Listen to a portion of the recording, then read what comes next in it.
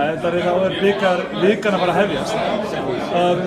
Hvernig svona stemningin í liðinu þínu og hvernig svona hefur undirbúningurinn undanfarna daga verið fyrir þennan bikarleik? Hún bara mjög góð. Við náttúrulega okkur hefur gengið vel síðustu vikunar sem að sjálfsögðu betra.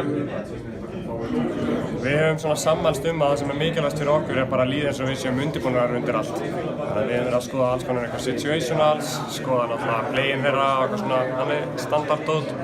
En við þurfum bara að koma inn og láta það hvort að bolti fara í onni eða upp úr vera eina sem að skilur á milli okkar frammistöðu. Þannig þið eru með öll matchup á hreinu og eru bara búin að rannsaka þetta alveg í kjöli. Við svo sem, við gerum lítið sem ekkert að vídeodóti einhver svoleiðis, við erum meira bara að hugsa, svona rifja upp svona forgangsatriðin okkar og útskýra hvernig við getum nota þau á móti mismunandi aðstæðum sem að Snæfellsliðið býður upp. Eru allir heilbrigðir og allir stemdir fyrir það?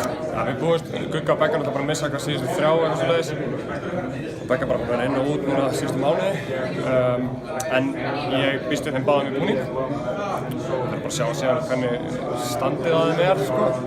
En það er auðvitað mikilvægt að fá þær inn bara upp á breidd og reynslu og svoleiðis. Það er náttúrulega að tala svolítið að bikar allt annað en deildarkeppni.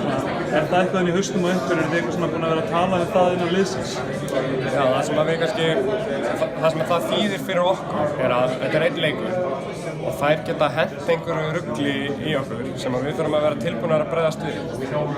Það þekkir þetta alveg í svona leikjum að hafa menn verið að bjóða upp á alls konar þríeininga eða önnur frumform og reynda að koma liðum á jafnvægi með að gera hluti sem myndi aldrei ganga í seríu eða þú gæti plana fyrir á tímabili og svoleiðis.